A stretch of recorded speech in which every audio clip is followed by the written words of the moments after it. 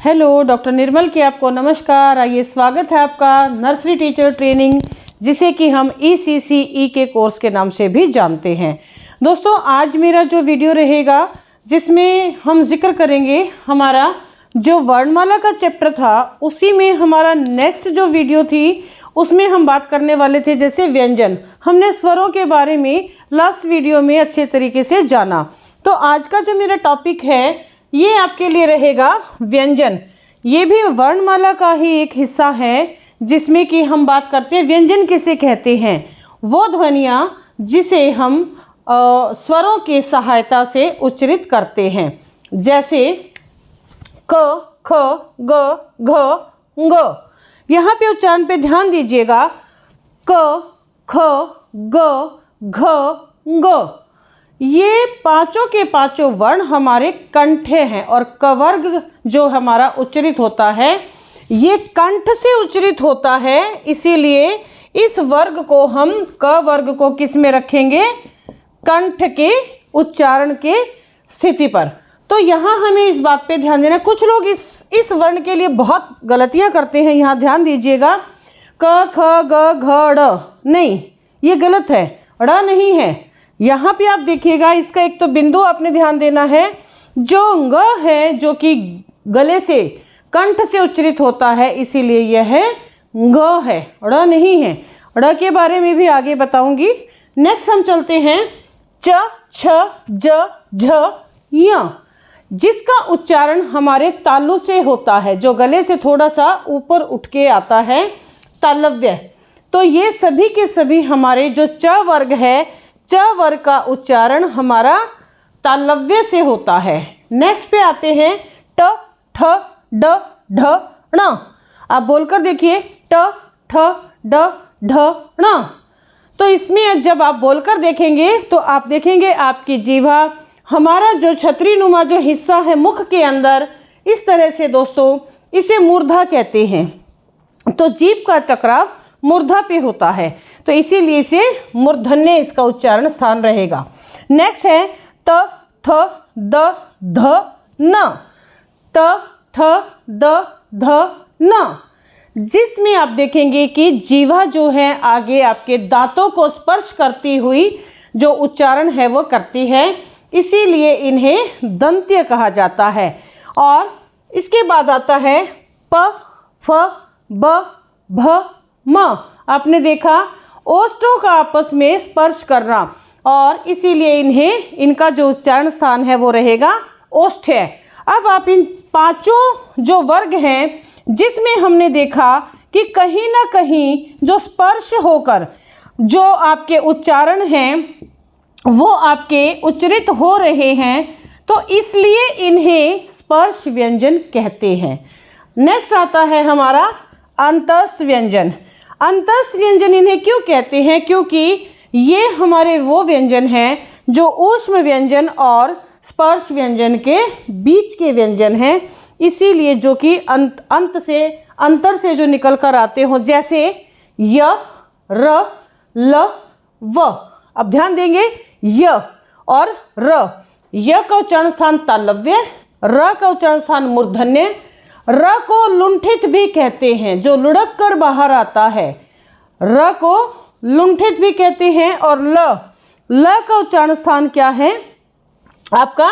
ल, जो कि दंत मूल से, हमारा दंत मूल वर्तस्य से इसका उच्चारण स्थान है। और व, जिसका उच्चारण स्थान व आपका निचला ओष्ठ ऊपरी दंत, इसका जो उच्चारण स्थान है दंतोष्ठ है। ये आप इस तरह से बच्चों को जब आप खुद समझकर बच्चों को समझाएंगे, बताएंगे, तो इससे बच्चे की आधार जो है, उनका जो उच्चारण है वो शुरू से ही अच्छा बच्चा सीख जाता है। अगले हमारे आते हैं हमारा श, श, स, ह, जिसे कि ऊष्म व्यंजन कहते हैं। यहाँ पर आप देखिए ऊष्म यानी कि जिसमें ज़्यादा ऊष्मा निकलती हो, जो घर्षण से जो उत्पन्न होते हों। श, स, स, यह तालव्य श है, यह मूर्धन्य स है, और ये आपका दंत्य स है। ह का जो उच्चारण स्थान है वह स्वर तंत्री है, वह स्वर तंत्री है। ह को जब आप बोलते हैं तो हमारी जो श्वास नली है, आप बोलकर देखिए ह, आपको यहाँ आवाज़ आएगी। तो इसमें आपने ध्यान देना है कि ह का जो उच्चारण स्थान है वो आपकी स्वर तंत्री है। अगली बात आते हैं, यहाँ तक साथियों आपने देखना है ये हमारे कुल मिला के जो व्यंजन हैं जिनको कि हम कहते हैं 25 स्पर्श व्यंजन, 4 आपके जो है अंतस्थ व्यंजन और 4 आपके ऊष्म व्यंजन, कुल मिला के हमारे मूल स्वर जो हैं, मूल व्यंजन जो हैं वो 33 होते हैं। ठीक है। उसके बाद हमारे जो संयुक्त व्यंजन है, क्योंकि यहाँ पे इनकी जो बनावट है वो 2 वर्णों के मेल से बनते हैं। अब जैसे क प्लस में श मूर्धन्य, इसके मेल से क्ष बनता है।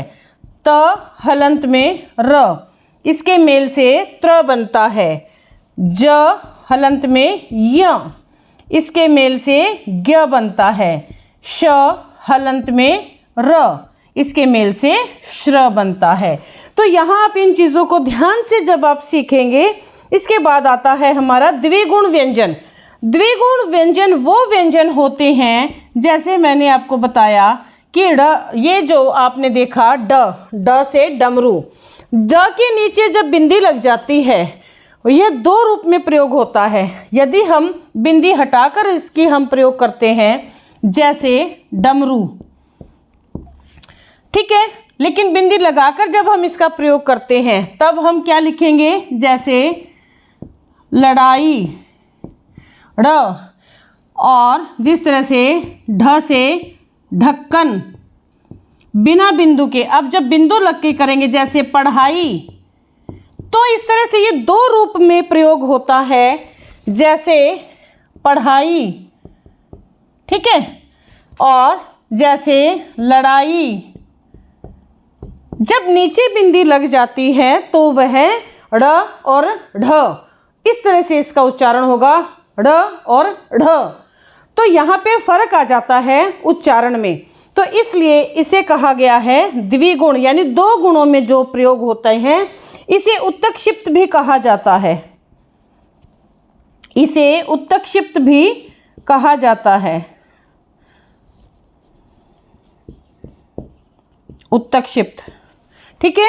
अगला आता है हमारा विदेशज, जिसमें जहाँ पर हम बात करते हैं क के नीचे नुक्ता, ख के नीचे नुक्ता, ग के नीचे नुक्ता, ज के नीचे नुक्ता, फ के नीचे नुक्ता। ये वो वर्ण हैं जो विदेशी भाषा से आए हुए हैं, जो कि उर्दू फारसी के लिए ही प्रयुक्त होते हैं। जैसे मैं नुक्ता बोल रही थी, जो वर्ण के नीचे बिंदु लगता है उसे नुक्ता कहा जाता है। और अभी वर्तमान में क ख ग पर जो है बिंदु हटा दिया गया है, केवल 2 ही वर्णों को मानकता के आधार पर विदेशज वर्णों में माना गया है। तो ये आपकी जो वर्णमाला है, वर्णमाला का चार्ट आपने एक अच्छे तरीके से बनाना है। उसकी जो रूपरेखा है वो सही तरीके से आपने लिखनी है। उसका जो लिखने का जो तरीका है वो सही लिखना है, ताकि आप जब अपने चार्ट अच्छे बनाएंगे तो बच्चों को सिखाने में भी एक उसकी सही लिपि चिन्ह को आप अवगत करवा सकते हैं। तो दोस्तों, आज का जो हमारा वीडियो था ये पूरा का पूरा आपका वर्णमाला का जो टॉपिक है ये पूरा होता है। उच्चारण करते वक्त अपना अभ्यास कीजिए, लिखते वक्त उन सभी वर्णों को ध्यान से लिखिए, ताकि आप उसमें कोई त्रुटि ना करें, गलती ना करें। तो मिलते हैं अगले वीडियो में और अपने एक नए टॉपिक के साथ। तब तक आप सभी को दीपावली की ढेर सारी शुभकामनाएं। अब अगली वीडियो हमारी आएगी दीपावली के बाद। आप सभी को धनतेरस, दीपावली, भाई दूज, विश्वकर्मा डे, गोवर्धन पूजा सभी की बहुत बहुत बधाइयाँ। धन्यवाद, थैंक यू। आप मेरे चैनल को सब्सक्राइब कीजिए, लाइक कीजिए, शेयर कीजिए।